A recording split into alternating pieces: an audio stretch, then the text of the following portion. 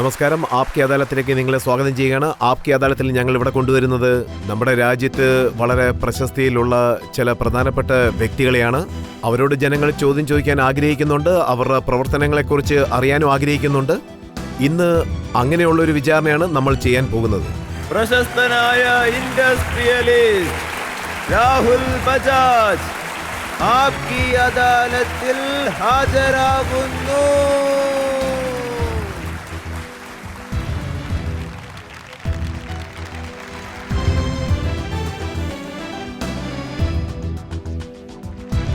നീതിപീഠത്തിന്റെ ഇന്നത്തെ വിചാരണ തുടങ്ങാവുന്നതാണ്. രാഹുൽ ബജാജിനെതിരായിട്ടുള്ള ആദ്യത്തെ കുറ്റാരോപണം ആപ്കി അദാലത്തിൽ ഇൻഡസ്ട്രിയലിസ്റ്റ് രാഹുൽ ബജാജിനെതിരായ കുറ്റാരോപണം ഇദ്ദേഹത്തിന് ദീർഘവീക്ഷണമില്ല എന്നുള്ളതാണ്. രാഹുൽ സർ, താങ്കൾ ടൂ വീലർ സാമ്രാജ്യത്തിന്റെ വളരെ വലിയൊരു ചക്രവർത്തിയാണ്. കൂടുതൽ മാനുഫാക്ചറിങ് നിങ്ങളുടെ കമ്പനിയിൽ നിന്നാണ്. പക്ഷേ താങ്കൾ ബഹാദുർ ഷാ സഫറിനെ പോലെ വളരെ നിശബ്ദനായിട്ടാണ് ഇരുന്നത്. താങ്കളുടെ ഓപ്പോസിറ്റിലുള്ളവരെ കുറച്ചായിട്ട് മുന്നേറാൻ താങ്കൾ അനുവദിച്ചു. ഞാൻ വളരെ നല്ല മനുഷ്യനാണ്. നമ്മുടെ കോമ്പറ്റേറ്ററും വളരണ്ടേ? അതിലെന്തെങ്കിലും തെറ്റുണ്ടോ? നോക്കിക്കൊണ്ടിരിക്കുമ്പോൾ തന്നെ സന്ദർഭങ്ങൾ കടന്നുപോയി. ഇല്ല, ബജാജ് ഓട്ടോവും സന്തോഷത്തിലാണ്, കോമ്പറ്റീറ്റേഴ്സും സന്തോഷത്തിലാണ്. ഇത് സത്യമാണോ? പുതിയ കമ്പനികൾ വന്നതിന് ശേഷം ബജാജ് ഓട്ടോയെ താങ്കൾ ഉദ്ദേശിച്ച സ്ഥലത്തേക്ക് കൊണ്ടുപോയി ചേർക്കാൻ സാധിച്ചില്ലെന്നുള്ളത് സത്യമാണ്. അതായത് കസ്റ്റമേഴ്സ് അവരുടെ ചോയ്സ് സ്കൂട്ടറിൽ നിന്ന് മോട്ടോർ സൈക്കിളിലേക്ക് വളരെ വേഗത്തിൽ മാറ്റിക്കഴിഞ്ഞു. സ്കൂട്ടറിൽ നിന്ന് മോട്ടോർ സൈക്കിളിലേക്ക് മാറുമ്പോൾ ഹീറോ ഹോണ്ട വളരെയേറെ മുന്നേറി. എന്നെ സംബന്ധിച്ചിടത്തോളം അത് ടോപ്പ് ക്ലാസ് കമ്പനിയാണ്. Top class management, top class സാങ്കേതിക വിദ്യയുണ്ട്. ഇതിലെല്ലാത്തിലും ഉപരി മറ്റൊരു കാര്യം, അവർ മോട്ടോർ സൈക്കിൾ മാത്രമേ നിർമ്മിച്ചുള്ളൂ.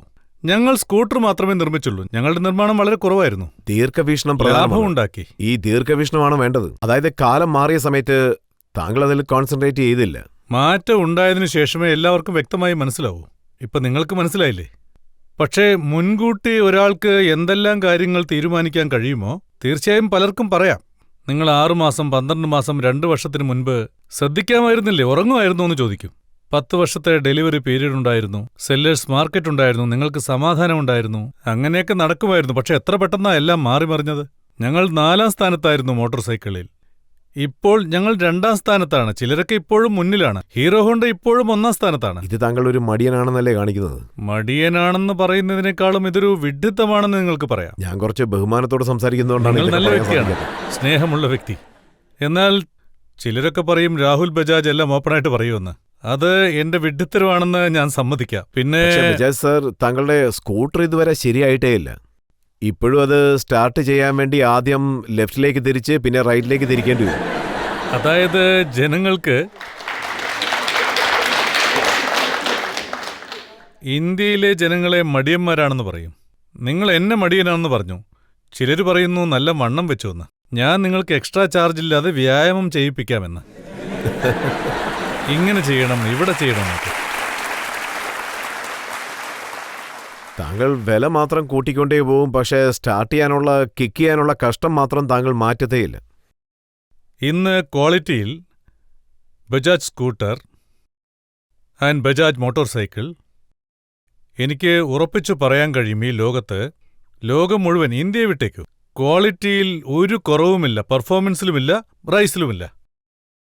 ഞങ്ങൾ ആരുമായിട്ട് വേണമെങ്കിലും മത്സരിക്കാൻ തയ്യാറാണ്. ആരുമായിട്ടും കമ്പയർ ചെയ്ത് നോക്കിക്കോളൂ, ഏത് സ്കൂട്ടറുമായിട്ടും കമ്പയർ ചെയ്തോളൂ. പക്ഷേ ഒരു കാര്യം സത്യമാണ്, താങ്കളുടെ കമ്പനിയെ പരസ്യപ്പെടുത്താൻ നോക്കിയാണ്. അതിനുള്ള അവസരം എനിക്ക് തന്നിരിക്കുകയല്ലേ. നിങ്ങൾ അവസരം തന്നിരിക്കുന്നു, അതും ഫ്രീ ആയി തന്നിരിക്കുന്നു. ഈ പരസ്യത്തിനൊന്നും ഒരു ചെലവുമില്ല. പക്ഷെ ഇവിടെ വരാൻ സമയം ചെലവഴിക്കേണ്ടിയിരിക്കുന്നു. ഇങ്ങനൊരു അവസരം തന്ന് എന്നെ സംസാരിപ്പിക്കുന്നു. സംസാരിച്ചില്ലെങ്കിൽ ഞാൻ മടിയനാണെന്ന് പറയും. താങ്കളുടെ മടിയെക്കുറിച്ചുള്ള മറ്റൊരു ഉദാഹരണമുണ്ട്. അതായത് മറ്റുള്ള കമ്പനികൾ 4 വീലറിനെ കുറിച്ച് ആലോചിച്ചപ്പോ താങ്കൾ അതിനെക്കുറിച്ചൊന്നും ആലോചിച്ചില്ല. ഒരു കമ്പനിയുടെ പേരെങ്കിലും നിങ്ങൾക്ക് പറയാൻ കഴിയുമോ 4 വീലറിൽ തുടങ്ങി ഇപ്പോഴും നിലനിൽക്കുന്നത്? ഇന്ത്യയിൽ ഒന്നുമില്ല. എല്ലാവരും എന്റെ സുഹൃത്തുക്കളാണ്. ഞാൻ ഒരു പേരും പറയാൻ ആഗ്രഹിക്കുന്നില്ല.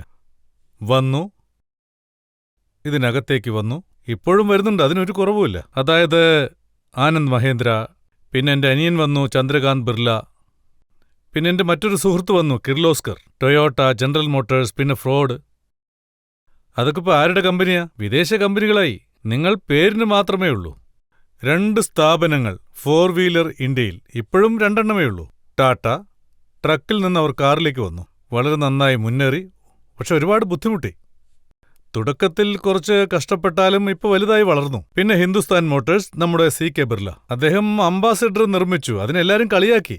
ഹോൺ ഒഴികെ മറ്റെല്ലാ ശബ്ദവും കേൾക്കുന്നുണ്ടെന്ന്. അതത്ര മോശമായ വണ്ടിയൊന്നുമല്ല. ഒരു കാലത്ത് ഞാനും അതിന്റെ ബോർഡ് മെമ്പറായിരുന്നു. ഈ 2 സ്ഥാപനങ്ങൾ ഒഴികെ മറ്റെല്ലാം പുറത്തുപോയി കഴിഞ്ഞു. ഞങ്ങളുടെ ജഡ്ജ്മെന്റാണ്. എനിക്ക് വീണ്ടും ഒരു അവസരം കിട്ടി ഞങ്ങളുടെ കാര്യം വിശദീകരിക്കാൻ. അതൊരു നല്ല തീരുമാനമായിരുന്നു. എനിക്ക് ഈ കാര്യം ശരിയായിട്ടാണ് തോന്നിയത്. ഞാൻ അതിനെക്കുറിച്ച് സ്റ്റഡി ചെയ്യുകയും ചെയ്തു. റെനോട്ടിൽ സംസാരിച്ചു, ഫ്യൂജിൽ സംസാരിച്ചു, ഹ്യുണ്ടായി, ഹോണ്ട, ടൊയോട്ട എല്ലാവരോടും സംസാരിച്ചു. അതിലും കൂടുതൽ ക്രൈസറിനോട് സംസാരിച്ചു.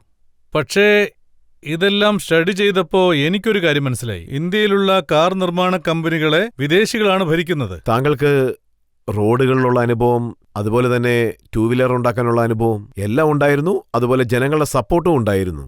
അങ്ങനെയുള്ളപ്പോൾ താങ്കളെയല്ലേ പ്രതീക്ഷിച്ചിരുന്നത് താങ്കൾ 4 വീലർ മാർക്കറ്റിലേക്ക് വരണം, ജനങ്ങൾക്ക് പ്രയോജനപ്പെടുന്ന രീതിയിൽ കാറുകൾ ഉണ്ടാക്കണമെന്ന് ആഗ്രഹിച്ചാണ്? അല്ല, ഞാൻ ഒരുപാട് കേട്ടിട്ടുണ്ട്. പിന്നെ ജനങ്ങൾ പറഞ്ഞത് 3 വീലറിൽ 1 വീൽ കൂടെ കൂട്ടിയാൽ 4 വീലർ ആകുമെന്ന്.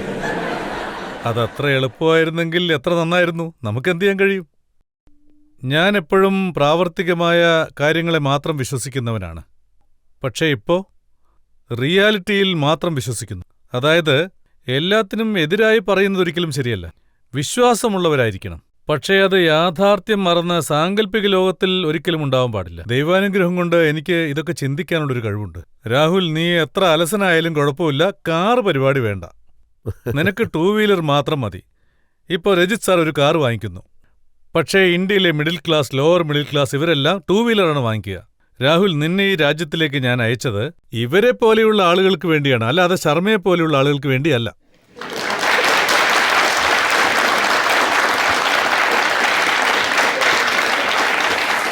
താങ്കൾ എപ്പോഴെങ്കിലും 2 വീലർ ഓടിച്ചിട്ടുണ്ടോ? അതിനൊരു വലിയ കഥ തന്നെയുണ്ട്. ഇപ്പൊ നല്ലൊരു കയ്യടി കിട്ടുമായിരിക്കും. ഇപ്പൊ ഞാൻ 2 കഥയുണ്ട്, പെട്ടെന്ന് തന്നെ പറയാം. ഞാൻ സ്കൂൾ കഴിഞ്ഞ് 54 ഡിസംബറിൽ പാസ്സായി കഴിഞ്ഞ് സെന്റ് സ്റ്റീഫൻ കോളേജിൽ അവിടെ പോയി ചേർന്നു. ഹോസ്റ്റലിലായിരുന്നു. 3 വർഷം എങ്ങനെയൊക്കെ കഷ്ടപ്പെട്ട് ഒരു വിധത്തിൽ പാസ്സായി. BA എക്കണോമിക്സ് കഴിഞ്ഞു. അതിനുശേഷം സമാനത്തോടെ വണ്ടി ഓടിക്കാമെന്ന് കരുതി. 3 വർഷം ബജാജ് സ്കൂട്ടർ ഓടിച്ചു. അതിനെക്കുറിച്ച് പറയാതിരിക്കാൻ കഴിയില്ല. 55 മുതൽ 58 വരെ അതിനെ വെസ്പ എന്നാണ് പറയുക. അതിനുശേഷം 61 മുതലാണ് ബജാജ് ആയത്. 3 വർഷം ഓടിച്ചു. അച്ഛൻ ചോദിച്ചു, വണ്ടിയൊക്കെ നിനക്ക് എന്തിനാന്ന്? നോ വണ്ടി. അപ്പോൾ എനിക്കത് ഓക്കെ ആയിട്ടാണ് തോന്നിയത്. പിന്നീട് ഞാൻ മുംബൈയിലേക്ക് വന്നു. 2 വർഷം ബജാജ് ഇലക്ട്രിക്കലിൽ ട്രെയിനിങ് എടുത്തു. ഒപ്പം തന്നെ ലോയും പഠിച്ചു. അതിനുശേഷം ഹാർവേഡ് ബിസിനസ് സ്കൂളിൽ ഞാൻ MBA പഠിക്കുമ്പോൾ അപ്പം ഞങ്ങൾക്ക് 2 സ്റ്റീൽ കമ്പനി ഉണ്ടായിരുന്നു. മുകുന്ദ് എന്നൊരു കമ്പനി കുർലയിൽ. അന്ന് ഞങ്ങൾ സൗത്ത് ബോംബെയിലായിരുന്നു. അവിടുന്ന് ഏകദേശം 15-20 കിലോമീറ്ററോളം ദൂരം ഉണ്ടാവും. ട്രെയിനിങ്ങിന് എനിക്ക് അവിടുന്ന് പോയിട്ട് വന്നേ പറ്റൂ, വേറെ വഴിയില്ല. അപ്പോൾ എനിക്ക് 22 വയസ്സായി. ഞാൻ പോകാനൊരുങ്ങിയ സമയത്ത് അച്ഛൻ എന്നെ വിളിച്ചു പറഞ്ഞു, വണ്ടി എടുക്കരുതെന്ന്. വണ്ടി എടുക്കാൻ പാടില്ല എന്ന് പറഞ്ഞാൽ അപ്പോൾ എനിക്ക് ട്രെയിനിങ്ങിന് പോകണ്ടേ? ശരി, 3 വർഷത്തെ കാര്യമല്ലേ, സ്കൂട്ടർ എടുക്കാന്ന് പറഞ്ഞു. അമ്മ പറഞ്ഞു സ്കൂട്ടർ വേണ്ട, അത് ഭയങ്കര റിസ്ക്കാണ്, നീ ബസ്സിൽ പോയാൽ മതി. ഞാൻ പറഞ്ഞു ഞാൻ ബസ്സിൽ പോവില്ലെന്ന്. അച്ഛൻ കാറ് വേണ്ടാന്ന് പറഞ്ഞു, അമ്മ സ്കൂട്ടർ എടുക്കരുതെന്ന് പറഞ്ഞു, ഞാൻ ബസ് വേണ്ടാന്ന് പറഞ്ഞു. ട്രെയിനിങ് തന്നെ വേണ്ടാന്ന് വെക്കുന്ന അവസ്ഥയായിപ്പോയി. ഇന്ന് ഞാനിവിടെ ഇരിക്കുന്നുണ്ടാവില്ല. പിന്നെ ഞാൻ അമ്മയുടെ അടുത്തേക്ക് ചെന്ന്, അമ്മേ നമ്മൾ 2 വീലർ നിർമ്മിക്കാൻ പോവുമല്ലേ. അമ്മ തന്നെ റിസ്ക് എന്ന് പറഞ്ഞാൽ ഒരുപക്ഷെ അത് റിസ്ക് ആണെങ്കിലും അല്ലെങ്കിലും നമ്മൾ അങ്ങനെ പറയാൻ പാടില്ലല്ലോ. അങ്ങനെയാണ് 2 വർഷം സ്കൂട്ടറിൽ ഞാൻ ട്രെയിനിങ്ങിന് പോയത്. അതിനുശേഷം 3 വർഷം സെന്റ് സ്റ്റീവനിൽ പോയി. കനോട്ട് പ്ലേസിലേക്ക് ഇടയ്ക്കിടയ്ക്ക് ചുറ്റിക്കറങ്ങാൻ വേണ്ടി പോവും. അതിനുശേഷം ഞാൻ 2 വർഷം കുർലയിൽ സ്കൂട്ടർ ഓടിച്ചിട്ടുണ്ട്. നിങ്ങൾ എത്ര വർഷം ഓടിച്ചിട്ടുണ്ട്? താങ്കൾ ഈ പ്രോഗ്രാമിന് സ്കൂട്ടറിൽ വരുമെന്നാണ് കരുതിയത്. ഓ, അത് ശരി. താങ്കൾ സ്കൂട്ടറിൽ വന്നിരുന്നെങ്കിൽ തീർച്ചയായിട്ടും സ്കൂട്ടറിനൊരു നല്ല പബ്ലിസിറ്റി കിട്ടിയേനെ. അതും ശരിയാണ്. രാഹുൽ ബജാജ് ഓടിച്ചു വന്നാൽ പബ്ലിസിറ്റി പോസിറ്റീവ് ആയിരിക്കുമോ നെഗറ്റീവ് ആയിരിക്കുമോ എന്ന് ആർക്കറിയാൻ പറയൂ.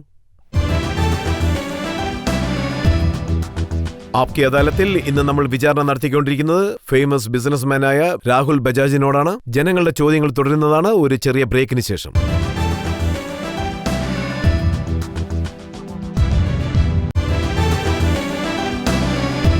ആപ്കി അദാലത്തിൽ നമ്മൾ രാഷ്ട്രീയക്കാരോടും സെലിബ്രിറ്റികളോടുമാണ് ചോദ്യം ചോദിക്കാറുള്ളത്. ഇന്ന് ജനങ്ങളുടെ ചോദ്യശരങ്ങൾക്ക് നടുവിലുള്ളത് ഫേമസ് ബിസിനസ്മാനായ രാഹുൽ ബജാജാണ്. ആപ്കി അദാലത്തിൽ ബിസിനസ്മാനായ രാഹുൽ ബജാജിനെതിരായ കുറ്റാരോപണം ഇദ്ദേഹം ഒരു സ്വാർത്ഥനാണ് എന്നുള്ളതാണ്. രാഹുൽ സാർ, ഇത് സത്യമാണോ? മനസ്സിലായില്ല. ഇപ്പൊ മനസ്സിലാക്കി തരാം. ബജാജ് ഗ്രൂപ്പ് തുടങ്ങി വെച്ചത് ജംനാലാൽജിയാണ്. അദ്ദേഹം കോൺഗ്രസ് പാർട്ടിക്ക് വളരെ ക്ലോസ് ആയിരുന്നു. ജംനാലാൽജിക്ക് കോൺഗ്രസുമായി അത്ര അടുപ്പമൊന്നും ഉണ്ടായിരുന്നില്ല. മറ്റു പാർട്ടികളുമായിട്ടുമില്ല. അദ്ദേഹം രാഷ്ട്രീയത്തിൽ തന്നെയില്ല. ജംനാലാൽജി ഒരു സന്യാസിയെപ്പോലുള്ള വ്യക്തിയാണ്. ഞങ്ങൾ അതുപോലെയുള്ളവരല്ല. അദ്ദേഹം ഗാന്ധിജിയെ പിന്തുടരുന്ന വ്യക്തിയായിരുന്നു. വിനോബയെ ഗുരുനാഥനായി സ്വീകരിച്ചു. ഗാന്ധിജിയെ പിതാവായി സ്വീകരിച്ചു. ഗാന്ധിജി പറഞ്ഞതുകൊണ്ട് അദ്ദേഹത്തെ കോൺഗ്രസ് കമ്മിറ്റിയുടെ ട്രസ്റ്റിയായി, ട്രഷററായി നിയമിച്ചു. കോൺഗ്രസ് വർക്കിംഗ് കമ്മിറ്റിയിൽ എക്സെട്ര എക്സെട്ര. അദ്ദേഹം അങ്ങനെയാണ് അതിൽ ഇൻവോൾവ് ആയത്. അതിനുശേഷം മുത്തശ്ശൻ ജമുനാലാൽജി, പിന്നെ മുത്തശ്ശി ജാനകി ദേവിജി, അവർക്ക് പത്മവിഭൂഷൺ നൽകി. പിന്നെ എന്റെ അച്ഛനും അമ്മയും അവർ കൊൽക്കത്തയിലെ വളരെ വലിയ കുടുംബത്തിൽ ജനിച്ചവരാണ്. എല്ലാവരും ബ്രിട്ടീഷ് ഭരണത്തിന് എതിരെ നിന്നവരായിരുന്നു. എന്റെ ചെറിയച്ഛൻ രാമകൃഷ്ണ ബജാജ്. പക്ഷേ ഒരാൾ പോലും ഫ്രീഡം ഫൈറ്റർ എന്ന പേര് പറഞ്ഞുകൊണ്ട് ഒരു ആനുകൂല്യം കൈപ്പറ്റിയിട്ടില്ല, രാഷ്ട്രീയ നേട്ടവും ഉണ്ടാക്കിയിട്ടില്ല. ദൈവാനുഗ്രഹം കൊണ്ട് ഞങ്ങൾ എല്ലാവരും നന്നായിരിക്കുന്നു. താങ്കൾ കോൺഗ്രസിലുള്ള താങ്കൾക്ക് പരിചയമുള്ള നേതാക്കന്മാർക്കെല്ലാം ഓരോ ഡീലർഷിപ്പ് വെച്ചു കൊടുത്തു. ഈ കാര്യം ഇപ്പോഴാണ് എനിക്ക് മനസ്സിലായത്. ഞാൻ കോൺഗ്രസിന്റെ അടുത്തയാളാണെന്ന് നിങ്ങൾ പറയുന്നു. കോൺഗ്രസ് പറയുന്നു ഞാൻ BJPയുടെ ഒപ്പമാണെന്ന്. BJP പറയുന്നു ഞാൻ കോൺഗ്രസിന്റെ ഒപ്പമാണെന്ന്. എന്നെ സംബന്ധിച്ചിടത്തോളം ഞാനൊരു ഇന്ത്യനാണ്. കോൺഗ്രസിന്റെ ഒപ്പവുമല്ല, BJPയുടെ ഒപ്പവും അല്ല. താങ്കൾ എപ്പോഴും ഭരണത്തിലുള്ളവരുടെ കൂടെ ആയിരിക്കും സപ്പോർട്ടെന്നാണ് കേട്ടത്. അപ്പൊ ഞാൻ എല്ലാവരുടെയും അടിമയായിരിക്കണമല്ലോ. അങ്ങനെയല്ലേ ഉണ്ടായിരുന്നത്? അപ്പൊ ക്രോണിസം ചെയ്യണം, അടിമയായിരിക്കണം. ഇപ്പൊ ഒരുപാട് പേര് പറയുന്നുണ്ട് ഒരേ ഒരു വിഡ്ഢിയേ ഉള്ളൂ, അതായത് ഗവൺമെന്റിന്റെ കുറ്റം പറയുന്നവൻ. ഏത് ഗവൺമെന്റാണ്? താങ്കൾക്ക് ഞാനൊരു ഉദാഹരണം പറയാം. മെയ് 1997 നടന്നതാണ്. അന്ന് P. ചിദംബരം ഫൈനാൻസ് മിനിസ്റ്ററാണ്. അപ്പൊ ചിദംബരത്തെക്കുറിച്ച് താങ്കൾ ഇതിനേക്കാൾ നല്ലൊരു ഫൈനാൻസ് മിനിസ്റ്ററെ കാണാൻ പറ്റും. അദ്ദേഹം ആ ഡ്രീം ബഡ്ജറ്റ് കൊണ്ടുവന്ന സമയത്ത്, അതിനുശേഷം ആ ഡ്രീം ബഡ്ജറ്റ് എന്തായെന്ന് എല്ലാവർക്കും അറിയാവുന്ന കാര്യമാണ്. ഗവൺമെന്റ് വീണതും എല്ലാവർക്കും അറിയാം. പക്ഷേ ആ ഡ്രീം ബഡ്ജറ്റ് അത്ഭുതകരമായിരുന്നു എന്നും അറിയാം. ഇന്ത്യ മുഴുവനും അത് ഡ്രീം ബഡ്ജറ്റായി സ്വീകരിച്ചു. ഇതിൽ എന്റെ തെറ്റെന്താണുള്ളത്? ഞാനും അതുപോലെ തന്നെയാണ് സ്വീകരിച്ചത്. അവരെ ടാക്സ് ഒക്കെ കുറച്ചിരുന്നു, ഒരുപാട് നല്ലതായിരുന്നു, രാജ്യത്തിനും നല്ലതായിരുന്നു. ആ കാരണം കൊണ്ടായിരിക്കും ഞാൻ ഈ അഭിപ്രായം പറഞ്ഞത്. ഇങ്ങനെയുള്ളപ്പോ ഒരു വ്യക്തി നല്ലത് ചെയ്യുമ്പോൾ അതിനെ എതിർക്കാൻ കഴിയും. അതെങ്ങനെയാ ശരിയാവും? നല്ലതല്ലേ നമുക്ക് പറയാൻ കഴിയും. നോക്കുകയാണെങ്കിൽ ഇപ്പോഴും ഞാനത് സമ്മതിക്കുന്നു. അതായത് Rajat sir, Chidambaram sir knowledge, intelligent, എല്ലാം വിശദീകരിക്കാനുള്ള കഴിവ്, ഇതെല്ലാം മനസ്സിലാക്കി കഴിയുമ്പോൾ ഇദ്ദേഹത്തെപ്പോലൊരു കഴിവുള്ള ഫൈനാൻസ് മിനിസ്റ്റർ ഇതുവരെ ഉണ്ടായിട്ടില്ലെന്ന് വേണം പറയാൻ. പക്ഷേ പ്യുവർ നോളേജിൽ മൻമോഹൻ സിംഗ് വളരെ മിടുക്കനായിരുന്നു. അങ്ങനെയാണെങ്കിൽ താങ്കൾ പറഞ്ഞു വരുന്നത് ഒരു ഫിനാൻസ് മിനിസ്റ്റർ, ഒരു പ്രധാനമന്ത്രി. അതിന് ഞാൻ എന്ത് ചെയ്യാൻ പറ്റും? നാളെ BJP വീണ്ടും അധികാരത്തിൽ വന്നേക്കാം. യശ്വന്ത് സിൻഹയെക്കുറിച്ച് പാർലമെന്റിൽ മന്ത്രിയായിരിക്കുന്ന മണിശങ്കർ അയ്യർ പാർലമെന്റിൽ വെച്ച് പറഞ്ഞു, യശ്വന്ത് സിൻഹ രാഹുൽ ബജാജിന്റെ ഫൈനാൻസ് മിനിസ്റ്ററാണ്. നിങ്ങൾ BJPക്കാരനല്ലേ? യശ്വന്ത് സിൻഹയോട് തന്നെ ചോദിച്ചു നോക്കൂ. അവരോട് എന്തിനാണ് ചോദിക്കുന്നത്? താങ്കളുടെ സ്റ്റേറ്റ്മെന്റ് പറയണം. BJP ഭരണത്തിൽ വന്നപ്പോ കണ്ടില്ലേ, ഞാനിപ്പോ BJPക്കാരനായി. ഒക്ടോബർ അല്ല, ഭരണത്തിൽ വരുന്നവർക്കല്ലേ താങ്കൾ സപ്പോർട്ട് ചെയ്യാറ്? ഓ, അത് ശരി. അതാണല്ലേ ഒക്ടോബർ 1999 താങ്കൾ പറഞ്ഞത്, അതായത് 1999. അപ്പോ താങ്കൾ പറഞ്ഞത് അടൽ ബിഹാരി വാജ്പേയി പ്രധാനമന്ത്രിയായിരിക്കുന്നു, അദ്ദേഹത്തിനേക്കാൾ നല്ലൊരു പ്രധാനമന്ത്രി ഇല്ലെന്നാണ്. ഇല്ല, ഇങ്ങനെയുള്ള അഭിപ്രായങ്ങളോടൊന്നും ഞാൻ ഒരിക്കലും യോജിക്കില്ല. ഇന്ദിരയാണ് ഇന്ത്യ, ഇന്ത്യയാണ് ഇന്ദിര എന്നൊക്കെ ഞാനിതിനെ ഒരിക്കലും അനുകൂലിച്ചിട്ടില്ല. പക്ഷേ ഇപ്പോ അദ്ദേഹം പ്രധാനമന്ത്രി അല്ലല്ലോ, അല്ലേ രജത് സാർ? അതായത് വാജ്പേയിജി നമ്മുടെ രാജ്യത്തിന്റെ മികച്ചൊരു പ്രധാനമന്ത്രി ആയിരുന്നു. അതിലെനിക്ക് അഭിമാനവും സന്തോഷവുമുണ്ട്. പക്ഷേ ആരും ആരെക്കാളും വലുതാണോ ചെറുതാണോ എന്നൊന്നും ഞാൻ പറഞ്ഞിട്ടില്ല, ഒരിക്കലുമില്ല. നിങ്ങളെപ്പോലുള്ള മീഡിയ പേഴ്സൺ ചില സമയത്ത് ഞങ്ങൾ ഇന്ന് പലതും ചോദിച്ചു വാങ്ങിക്കും. അങ്ങനെ ചിലപ്പോൾ പറയിപ്പിച്ചതാണെങ്കിൽ എനിക്കറിയില്ല. ഇലക്ഷൻ നടക്കുന്നതിന് മുൻപ് താങ്കൾ പറഞ്ഞ കാര്യം, BJP പറഞ്ഞിരിക്കുന്ന ഈ ഫീൽ ഗുഡ് കാര്യങ്ങൾ നാടിന് തീർച്ചയായിട്ടും നല്ല കാര്യങ്ങളാണെന്നാണ്. പല കാര്യങ്ങളിലും BJPയുടെ പദ്ധതികൾ വളരെ നല്ലതായിരുന്നു. ഒരുപാട് കാര്യങ്ങളിൽ ഇന്ത്യ മുന്നേറ്റത്തിന്റെ പാതയിലായിരുന്നു. ഉദാഹരണത്തിന് അദ്വാനിജി രഥയാത്ര നടത്തിയപ്പോൾ അത് ഭാരത് ഉദയ് എന്നാണ് പറഞ്ഞത്. അതിന്റെ അർത്ഥം ഇന്ത്യ വളർന്നുവെന്നല്ലേ? ഇന്ത്യ മുന്നേറുന്നു. ചിലപ്പോഴൊക്കെ പല തെറ്റുകളും ചെയ്തിട്ടുമുണ്ട്. ഫെബ്രുവരി 15, 2004 ദിവസം മുമ്പാണ് ബഡ്ജറ്റിനെ ക്രിട്ടിസൈസ് ചെയ്തത്. അത് നിങ്ങൾ ചോദിക്കുന്നില്ല. പഴയ കാര്യങ്ങൾ സംസാരിക്കും. പഴയ കാര്യമാണല്ലോ, പുതിയൊന്നും വേണ്ടല്ലോ. എനിക്ക് പറയാനുള്ളത് മുന്നിലുള്ള കാര്യം ചിന്തിക്കൂ, ഫ്യൂച്ചറിനെ കുറിച്ച് ചിന്തിക്കൂ. എന്തിനാ പുറകോട്ട്? BBC റേഡിയോയിൽ ഹിന്ദി പ്രോഗ്രാമിൽ രാഹുൽ ബജാജ് ചോദിച്ച ചോദ്യങ്ങൾക്ക് ഉത്തരം നൽകിക്കൊണ്ടിരിക്കുകയായിരുന്നു. അദ്ദേഹം എന്താ പറഞ്ഞെന്ന് വെച്ചാൽ, എല്ലാവരും പറയുന്ന ഈ ഫീൽ ഗുഡ് കാര്യങ്ങൾ വളരെ നല്ലതാണ്, അത് തുടർന്ന് ഉണ്ടാകണമെന്നാണ് അദ്ദേഹം പറഞ്ഞത്. ഇപ്പോഴും ഞാനത് റിപ്പീറ്റ് ചെയ്യുന്നു. ആ സമയത്ത് ഇൻഡസ്ട്രിയിൽ വളരെ ഫീൽ ഗുഡായ കാര്യമായിരുന്നു, മികച്ചൊരു ഫീൽ ഗുഡ് ഫാക്ടറായിരുന്നു. പക്ഷേ ഇൻഡസ്ട്രിയിൽ എത്ര വോട്ടുണ്ട്? തൊഴിൽ മേഖലയിൽ അത്ര വോട്ടില്ല. പക്ഷേ രാഷ്ട്രീയ നേതാക്കൾക്ക് വലിയ വലിയ രാഷ്ട്രീയ പാർട്ടികൾക്ക്, അതായത് BJPക്ക് ഇത് മനസ്സിലായില്ലെങ്കിൽ ഗ്രാമങ്ങളിൽ എന്താണ് നടക്കുന്നതെന്ന് ഞങ്ങൾക്ക് എങ്ങനെ അറിയാം? താങ്കൾ കോൺഗ്രസിന്റെ ഭരണമാണെങ്കിൽ അവരെ പ്രശംസിക്കുകയാണ്, BJPയുടെ ഭരണത്തിന്റെ സമയത്ത് അവരെയും പ്രശംസിക്കുന്നു. പക്ഷേ ഞാൻ രജത് സാറിന്റെ മുന്നിലിരിക്കുമ്പോൾ രജൻ സാറിനെ കുറിച്ചല്ലേ പറയാൻ കഴിയൂ, പ്രശംസിക്കണ്ടേ? പക്ഷെ ഞാൻ താങ്കളെ നിങ്ങൾ എന്താ അതുപോലെ പറയുന്നത്? എല്ലാവരെയും ഞാൻ ചീത്ത അല്ലല്ല, വിളിക്കണോ? കോൺഗ്രസിന്റെ ഭരണ സമയത്ത് രാജീവ് ഗാന്ധി ഭരണത്തിലുള്ളപ്പോ അദ്ദേഹം താങ്കളെ ഇന്ത്യൻ എയർലൈൻസിന്റെ ചെയർമാനാക്കി. ഇത് അവരുടെ തെറ്റാണോ അതോ എന്റെ തെറ്റോ? BJPയുടെ ഭരണ സമയത്ത് താങ്കൾക്ക് പത്മഭൂഷണാണ് നൽകിയത്. ശരിക്കും പറയുകയാണെങ്കിൽ ഞാൻ ഇതിനെക്കുറിച്ചൊന്നും ചിന്തിച്ചിട്ടേയില്ല. ജനങ്ങൾ ഇതൊക്കെ ചിന്തിക്കണം. എന്നെ എന്തിനാണ് ഇവിടെ കൂട്ടിൽ പിടിച്ചിരുത്തിയിരിക്കുന്നത്? ഞാനൊരു വലിയ മനുഷ്യൻ തന്നെയാണ്.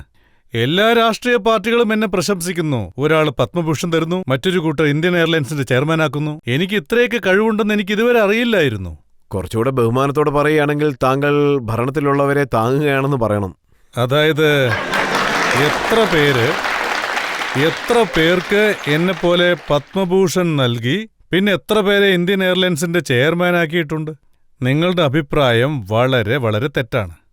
അതെനിക്ക് ദേഷ്യവും അമർഷവുമാണ് പക്ഷേ ഉണ്ടാക്കുന്നത്. താങ്കൾ ഞാൻ ആ പറയുന്നത് സമയത്ത് NDAയുടെ ഭരണമായിരുന്നു. താങ്കൾ പറഞ്ഞു യശ്വന്ത് സിംഗ്, ജസ്വന്ത് സിംഗ് ഇവരെക്കാളൊക്കെ സാമ്പത്തിക സ്ഥിതി നന്നായിട്ട് ഞാൻ കൊണ്ടുപോകാൻ അങ്ങനെയൊന്നും ആരില്ലെന്ന് പറഞ്ഞിട്ടില്ല. പറഞ്ഞു. നന്നായി പ്രവർത്തിക്കുന്നുണ്ടെന്നേ പറഞ്ഞിട്ടുണ്ടാവും. നിങ്ങൾ ഈ പറയുന്നത് പോലെ പറഞ്ഞിട്ടുണ്ടെന്നൊന്നും എന്റെ ശരി, ഓർമ്മയില്ല. നന്നായിട്ട് പ്രവർത്തിച്ചവരെ താങ്കൾ പ്രശംസിച്ചു. ഉണ്ടായിരിക്കാം. പക്ഷേ എന്നെ സംബന്ധിച്ചിടത്തോളം ഞാൻ ഇപ്പോഴും പറയും, കോൺഗ്രസ് ഗവൺമെന്റ് ഇപ്പോൾ ഭരണത്തിലില്ല. പ്രധാനമായും യശ്വന്ത് സിൻഹ ഫൈനാൻസ് മിനിസ്റ്ററായിട്ട് 1 വർഷമേ ഉണ്ടായിരുന്നുള്ളൂ. പക്ഷേ യശ്വന്ത് സിൻഹ അണ്ടർ റേറ്റഡ് ആയിട്ടുള്ള ഒരു നല്ല ഫൈനാൻസ് മിനിസ്റ്റർ ആയിരുന്നു. അദ്ദേഹം നന്നായി കൈകാര്യം ചെയ്തു. ഒരേ ഒരു ബഡ്ജറ്റ്. ഇന്ന് ഞാനിവിടെ ഓപ്പണായിട്ട് പറയാണ്, ആ ഒരു ബഡ്ജറ്റ് ഒട്ടും മോശമായിരുന്നില്ല. പക്ഷെ അതിൽ തെറ്റായ 2 കാര്യങ്ങളുണ്ടായിരുന്നു.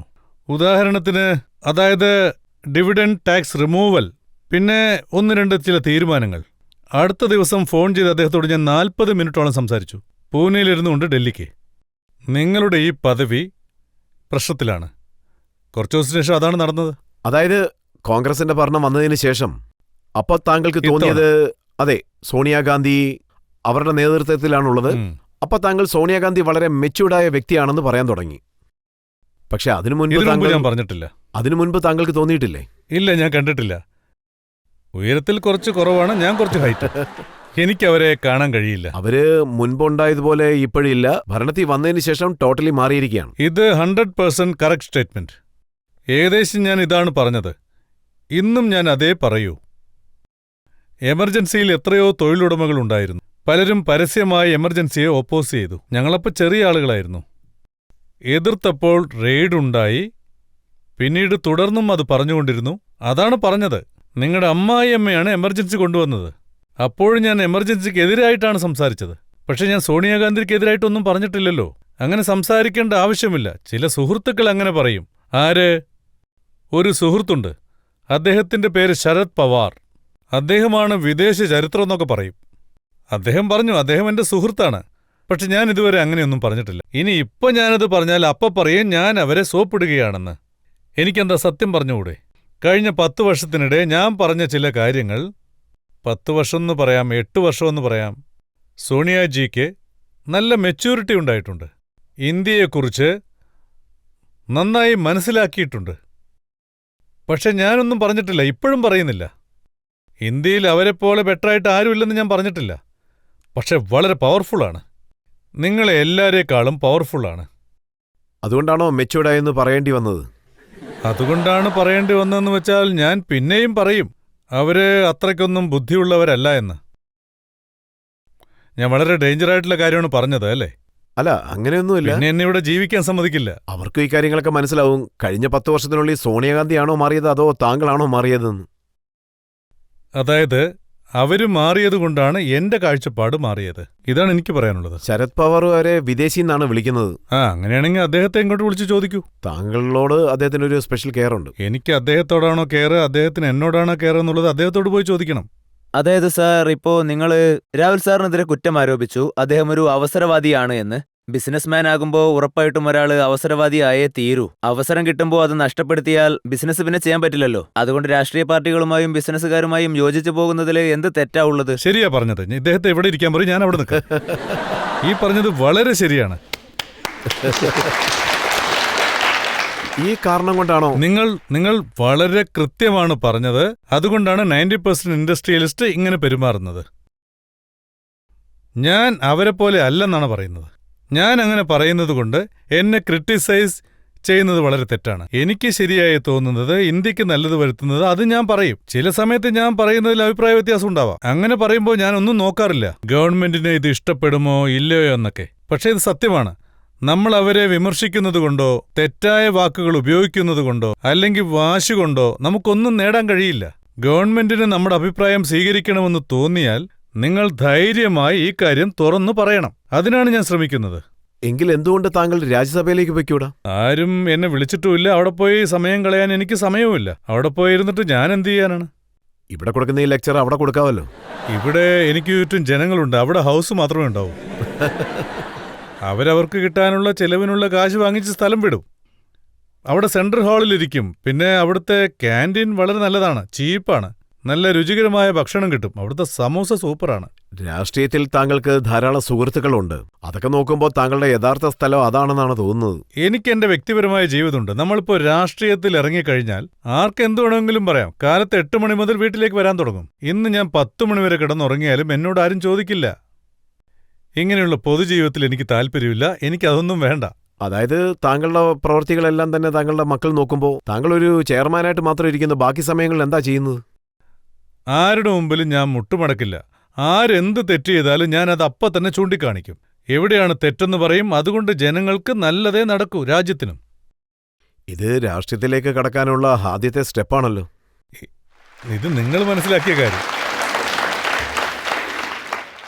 താങ്കളുടെ ബിസിനസിനെ കുറിച്ചുള്ള ചില ചോദ്യങ്ങളുണ്ട്, കുറ്റങ്ങൾ ആരോപിക്കാനുണ്ട്. രാഹുൽ ബജാജിനോടുള്ള ജനങ്ങളുടെ ചോദ്യങ്ങൾ തുടരുന്നതാണ് ഒരു ചെറിയ ബ്രേക്കിന് ശേഷം.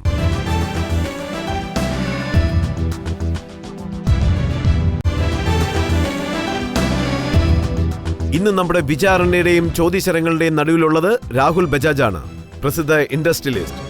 ആപ്കി അദാലത്തിൽ ഇൻഡസ്ട്രിയലിസ്റ്റ് രാഹുൽ ബജാജിന്റെ മേലുള്ള കുറ്റാരോപണം ഇദ്ദേഹം അധികമായി സംസാരിക്കുന്നു എന്നുള്ളതാണ്. ഞാൻ ഈ കുറ്റം സമ്മതിക്കുന്നു. താങ്കൾ സംസാരിക്കുമ്പോൾ എന്തെങ്കിലും ഒരു കാര്യം തെറ്റായിട്ട് സംഭവിക്കും. ഈ ആരോപണം ഞാൻ അംഗീകരിക്കില്ല.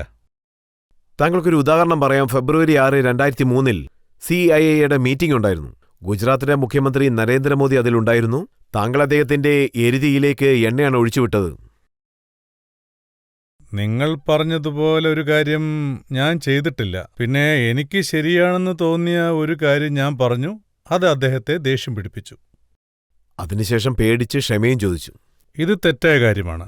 എന്റെ ഭാഗത്ത് തെറ്റില്ലാത്ത ഒരു കാര്യത്തിന് ഞാൻ ആരോടും ക്ഷമ ചോദിച്ചിട്ടില്ല. പക്ഷെ തെറ്റ് ചെയ്തെടുത്ത് ക്ഷമ ചോദിച്ചിട്ടുണ്ട്. CIA director general Tarun Das അഹമ്മദാബാദിലേക്ക് പോയി. അദ്ദേഹം ക്ഷമ ചോദിച്ചു. പറയാൻ പാടില്ലെങ്കിലും ഞാനിതോടെ പറയുകയാണ്.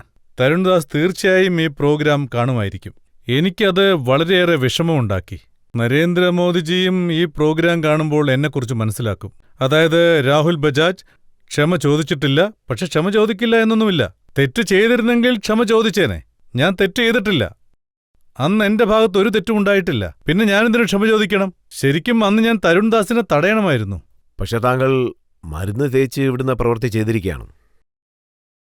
നരേന്ദ്രമോദി എക്കണോമിക് സമ്മിറ്റിൽ വന്ന സമയത്ത് നവംബർ 25 അവിടെ ചില പ്രക്ഷോഭകർ എൻജിഒയ്ക്കെതിരായിട്ട് പ്രക്ഷോഭം നടത്തി. അതിന് താങ്കൾ പറഞ്ഞു, മോദി ഈ സംസ്ഥാനത്തിന്റെ മുഖ്യമന്ത്രിയാണ്, ഇതുപോലത്തെ പ്രവൃത്തികളെല്ലാം വളരെ തെറ്റാണെന്നും താങ്കൾ പറഞ്ഞു. ഇത് ഞാൻ വിശദമായിട്ട് പറയാം. അതായത് അദ്ദേഹം എക്കണോമിക്സ് ഇതുപോലെ CIA മീറ്റിംഗിന് എത്തിയ സമയത്ത് അദ്ദേഹത്തിന്റെ ഒപ്പം ഞാൻ ഒരിക്കലും ഉണ്ടായിട്ടേയില്ല. CIA എന്നെ അദ്ദേഹത്തോടൊപ്പം ഇരുത്തിയതേയില്ല. കാരണം അവർ ഭയന്നിരുന്നു ഞാൻ എന്തെങ്കിലുമൊക്കെ വിളിച്ചു പറയുമെന്ന് കരുതി. പക്ഷേ നടന്നത് എന്താണെന്ന് വെച്ചാൽ ആ സമരാനുകൂലികൾ വന്ന സമയത്ത് മോദിജി ഒരു ഭാഗത്തുനിന്നും വരുന്നു, ഞാൻ മറ്റൊരു ഭാഗത്തുനിന്ന് വരുന്നു. അപ്പോ ആരായിരുന്നു ലീഡർ? നഫീസ അലി. അദ്ദേഹത്തെ എനിക്കൊരു 10 വർഷമായിട്ട് നന്നായിട്ടറിയാം. അവരോടെനിക്ക് വളരെ ബഹുമാനവുമാണ്. അപ്പോൾ അദ്ദേഹം സംസാരിക്കാൻ തുടങ്ങി. അപ്പം ഞാൻ CIA അല്ലേ നോക്കേണ്ടത്? അങ്ങനെയാണെങ്കിൽ അവർക്ക് എന്താണ് ചെയ്യാൻ കഴിയുക?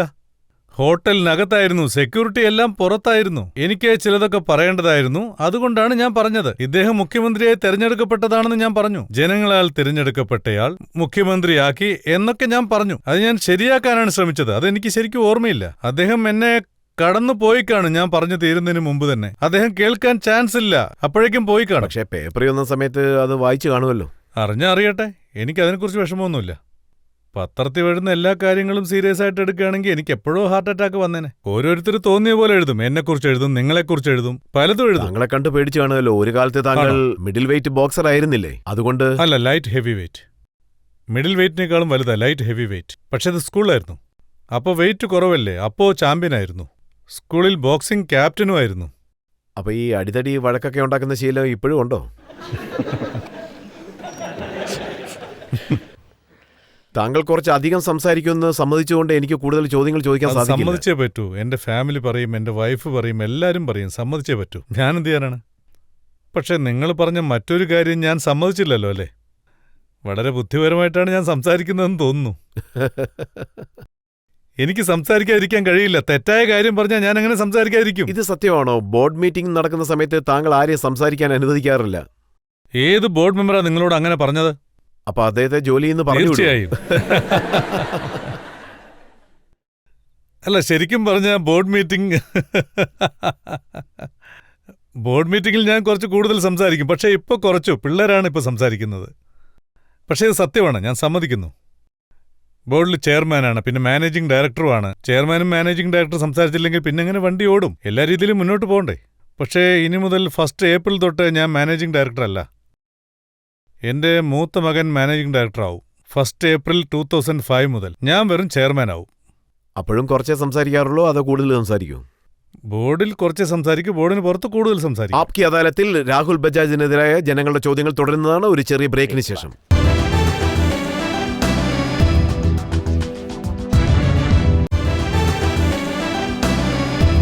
ആപ്കി അദാലത്തിൽ ഇന്ന് ജനങ്ങൾക്ക് വേണ്ടി നമ്മൾ ചോദ്യങ്ങൾ ചോദിച്ചുകൊണ്ടിരിക്കുന്നത് ബജാജ് സ്കൂട്ടർ നിർമ്മിക്കുന്ന കമ്പനിയുടെ ചെയർമാൻ, മാനേജിംഗ് ഡയറക്ടർ രാഹുൽ ബജാജിനോടാണ്. ആപ്കി അദാലത്തിൽ ഇൻഡസ്ട്രിയലിസ്റ്റ് രാഹുൽ ബജാജിനെതിരായ കുറ്റാരോപണം ഇദ്ദേഹം ഡബിൾ സ്റ്റാൻഡ് എടുക്കുന്ന വ്യക്തിയാണ് എന്നുള്ളതാണ്. Rahul sir, double standard. Oh, double standard. താങ്കൾക്ക് ഓർമ്മയുണ്ടോ? 1997 താങ്കൾ ബോംബെ ക്ലബ്ബ് ആരംഭിച്ചു. Technical answer no.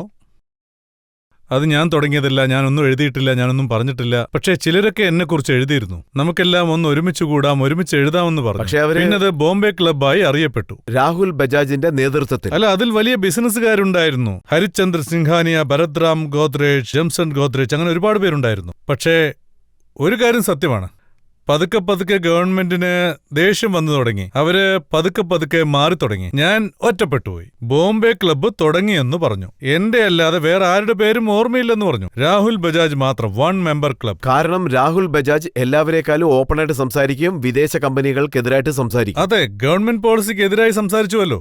വല്ലാതെ രോഷാകുലരായി ഭരണത്തിലിരിക്കുന്നവരും പിന്നെ മീഡിയക്കാരും. അപ്പോ ഒരു ഫാഷൻ ഉണ്ടായിരുന്നു, ലിബറലൈസേഷൻ, ഗ്ലോബലൈസേഷൻ.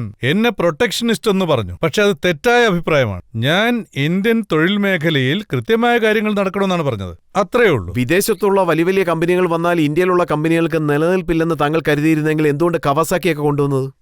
അല്ലല്ലല്ലല്ല, അങ്ങനെയൊന്നുമില്ല. കാവസാക്കിക്കും എന്റെ സ്ഥാപനത്തിനും തമ്മിൽ 1% ഷെയർ പോലുമില്ല. ഞാൻ ഒരിക്കൽ പോലും പറഞ്ഞിട്ടില്ല.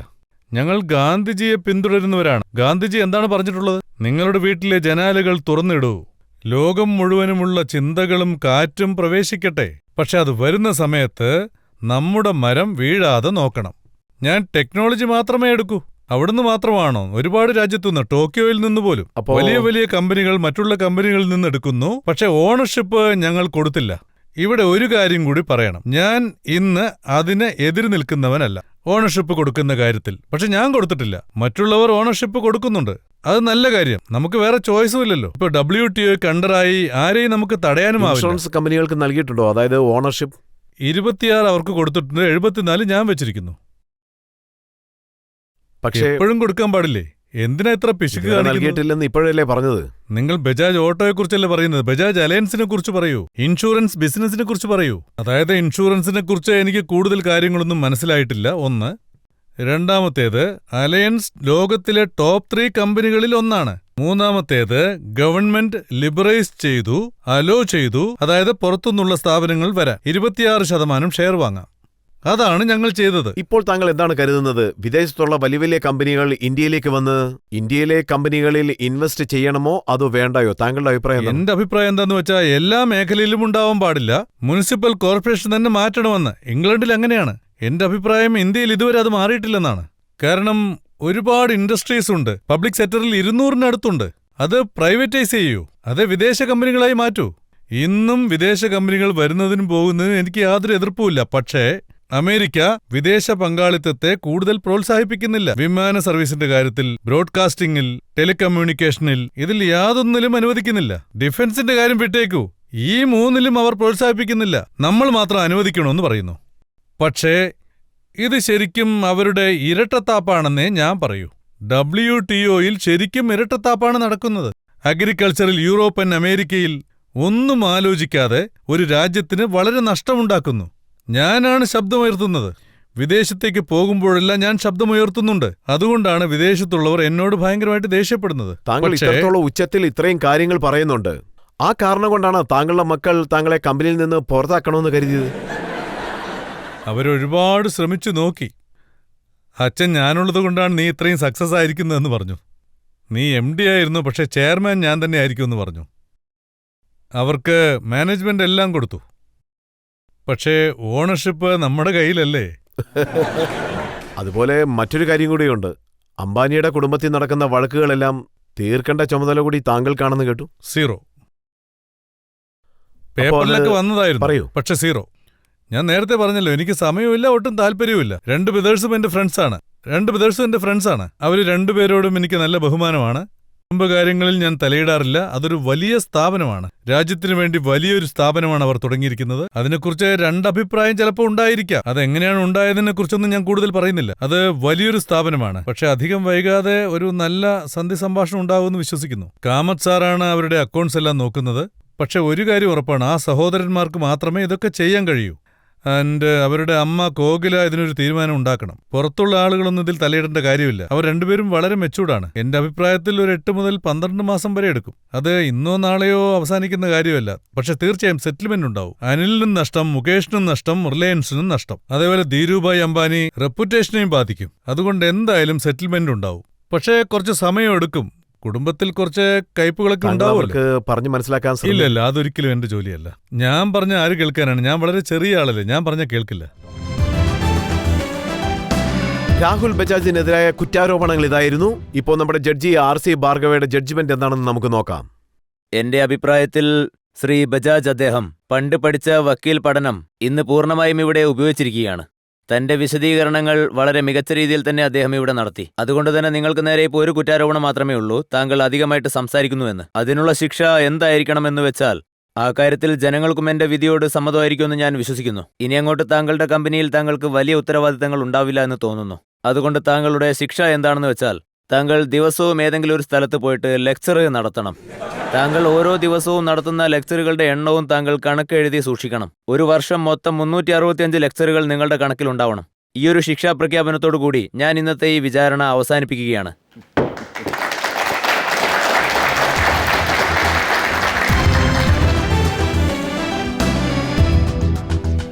ഈ വിശ്വാസത്തോടുകൂടി രാഹുൽ ബജാജ് തന്റെ അഭിപ്രായങ്ങൾ ധൈര്യത്തോട് തന്നെ സൊസൈറ്റിയോട് പറയും. ആരാണ് ഭരണത്തിലുള്ളതെന്നൊന്നും അദ്ദേഹം നോക്കില്ല. ഇന്നത്തെ വിചാരണ ഇതോടെ അവസാനിക്കുകയാണ്. അടുത്ത എപ്പിസോഡിൽ നമുക്ക് വീണ്ടും കാണാം പുതിയൊരു അതിഥിയോടൊപ്പം. നിങ്ങൾക്കെല്ലാവർക്കും നന്ദി, നമസ്കാരം.